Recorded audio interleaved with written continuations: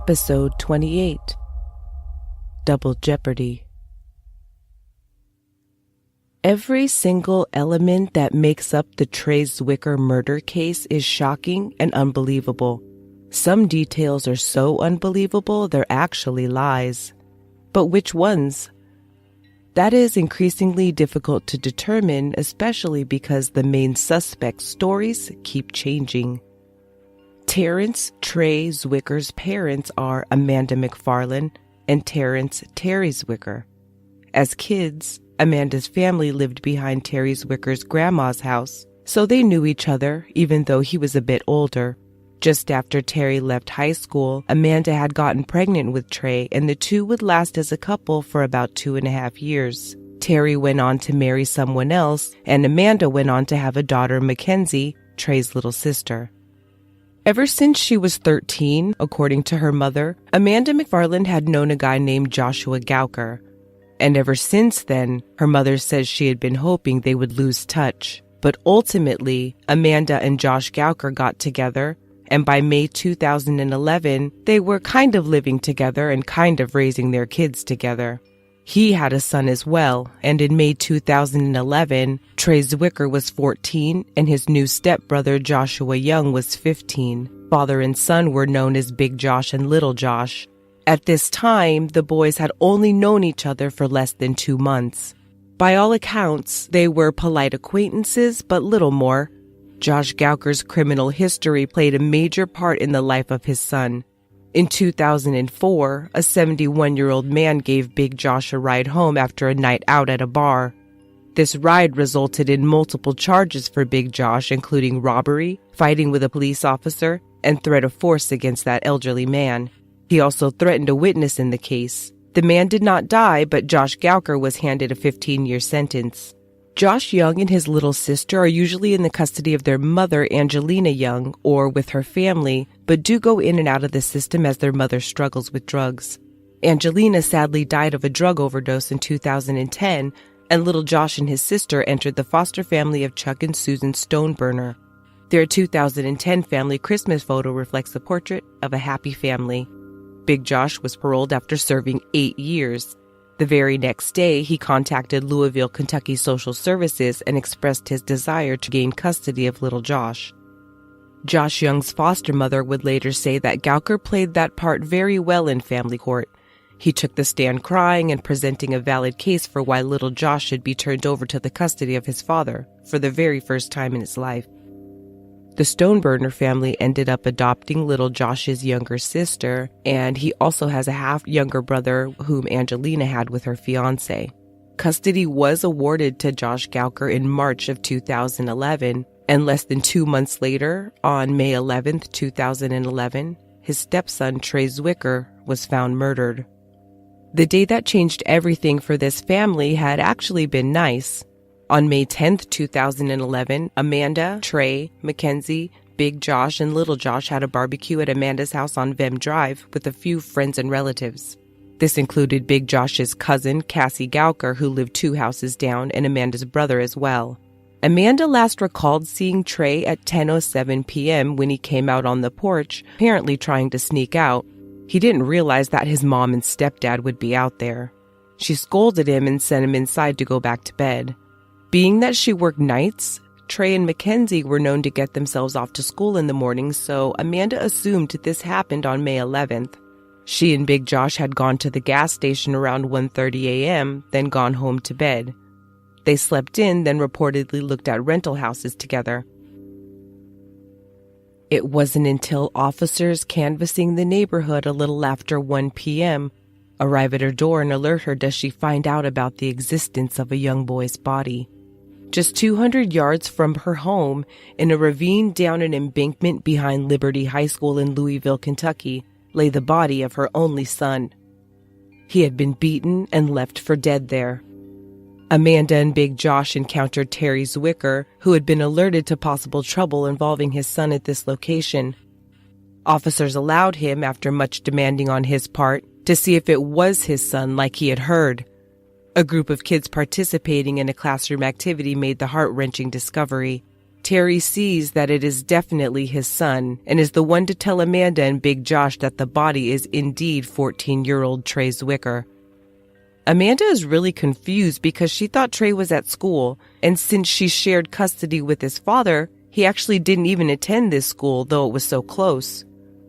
At the scene, police interview Big Josh for the first time, where he says that Trey had some issues with some black teens over at the nearby Bridgewood apartments. He tells them to speak to his son, Little Josh, regarding the identity of the Bridgewood kids, and in doing so, get a statement from him about that night. Little Josh says that the last time he saw Trey was between 10 and 10:30 p.m., and Trey was on the stairs. Josh said he was leaving to go to his cousin Cassie Gouker's house 2 doors down. He mostly spent the night there, and Big Josh actually used that address of his grandmother's house as his official address with the parole office. Police spent a few weeks following up on this Bridgewood Apartments lead. However, the individual in question is ruled out. His alibi was good. He was more than 6 miles away the entire evening. Detectives also speak to Trey's little sister, Mackenzie, who says that she was going to sleep on the couch downstairs around 10:30 p.m. when she saw Trey emerge from showering and put on clean clothes. He then left out the front door, but police felt that she saw him after Amanda had caught him trying to go out the back. As they're leaving Amanda's house, they encountered Little Josh and used this opportunity to question him further about the last time he saw Trey. When they ask, he presents them with an entirely new story. Little Josh now says that he didn't see Trey on the stairs. Little Josh now says that he didn't see Trey after the barbecue because he had gone to Cousin Cassie's to go to bed.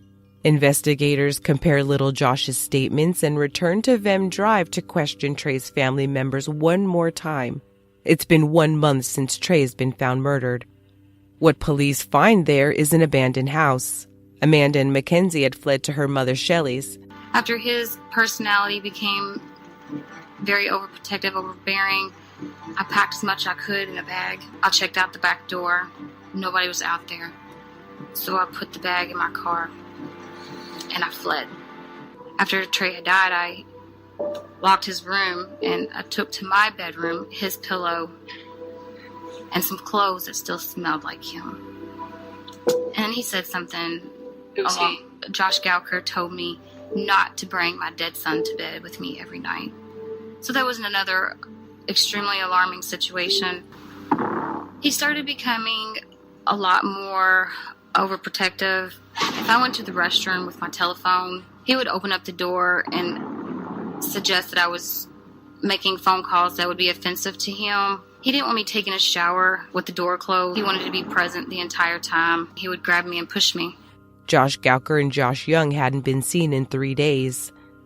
Investigators can't locate them, but 10 days later, Big Josh is arrested in Alabama on a charge of carjacking. Josh Gouker threatened a woman at gunpoint after their car broke down. He wasn't interested in speaking with police in Madison, Alabama, but he does want to get in touch with Louisville police and tells them that he knows everything about what happened to his stepson. Not only does Big Josh tell police his son committed the murder, but he then goes on to implicate Cousin Cassie from 2 doors down in helping Little Josh dispose of evidence. Before he gave them that info, he made sure that he got immunity from the Commonwealth attorney for her before disclosing her identity. 15-year-old Josh Young is arrested and charged as an adult with complicity to commit murder and tampering with evidence in the beating death of his stepbrother, 14-year-old Trey Zwicker. When little Josh is questioned again by Louisville police regarding what happened to Trey, he tells them flat out that he's sticking to the original story he gave them, that he doesn't know. Little Josh's foster family described him as loving and did not think that the boy they knew was capable of murder. The Stoneburners made it clear that if he's set free, Josh Young would be welcome back in their home. I found him to be exceptional on the positive side. At just 14 years old, Josh Young made a lasting impression on Judy Perel, the woman who became his foster grandmother. He was comfortable in our family and vice versa. He was playful. Young and his sister, who was only 3 at the time, both joined the family in September of 2010. We just want the truth, the actual truth out there. That's what we've prayed for all along. Now, that family, who has since adopted Young's sister, says they will also welcome Joshua Young back into their home to live with them if he is found not guilty in this trial. While little Josh is preparing for trial for Trey's murder, big Josh Gouker is serving prison time in Alabama for the carjacking. While incarcerated, he reportedly began boasting about killing his own stepson.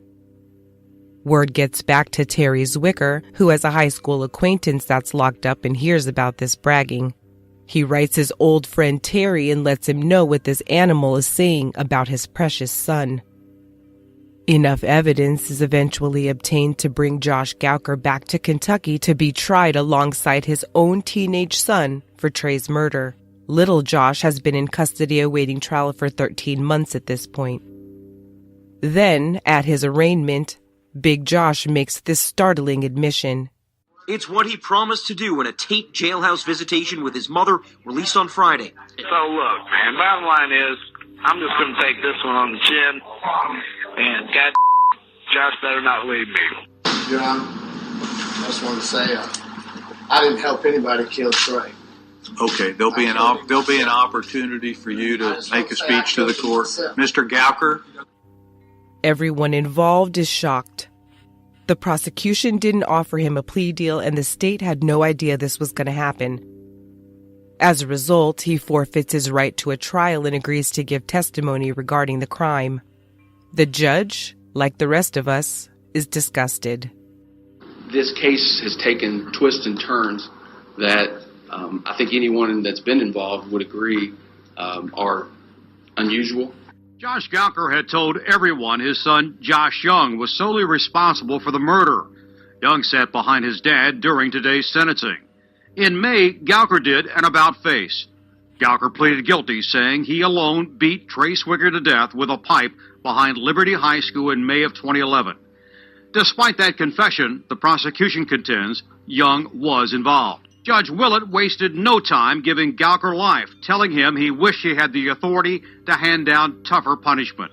It just amazes me that you sit there with a smirk on your face and you smile through this whole process, knowing the pain that you've caused all these people. Big Josh Gouker received a life sentence on July 26, 2013.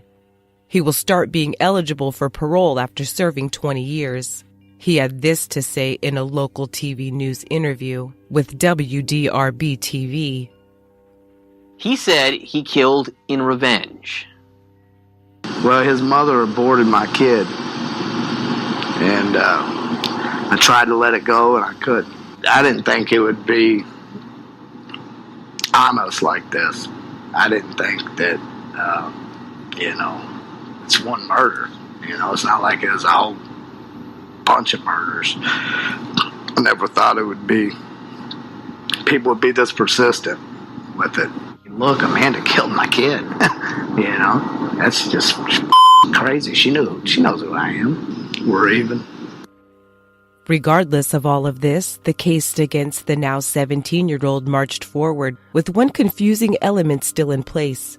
Although Big Josh Gouker is already serving his life sentence for single-handedly killing Trey, cousin Cassie still plans to testify that it was little Josh that came to her that night, and that it was little Josh, not Big Josh, that showed her a bloody baseball bat and told her that he had killed his stepbrother with it. In an effort to discredit her testimony, the defense points out in court that she and Josh Gouker, her cousin by marriage only, actually had an intimate relationship, even at the time of Trey's murder. It was known that Josh and his son stayed at Cassie's regularly, but they both testified to the fact that they had an on-again, off-again relationship for years. Big Josh delivered quite the profanity-laced performance when called to testify on behalf of his son's innocence. He does and says whatever he can to drive home the fact that he is the killer, not his son. Did you even get an offer from the Commonwealth? No. Did you give a version of the facts when you pled guilty? Yeah. You told the jury what those were? What do you mean? The whole thing? Yes.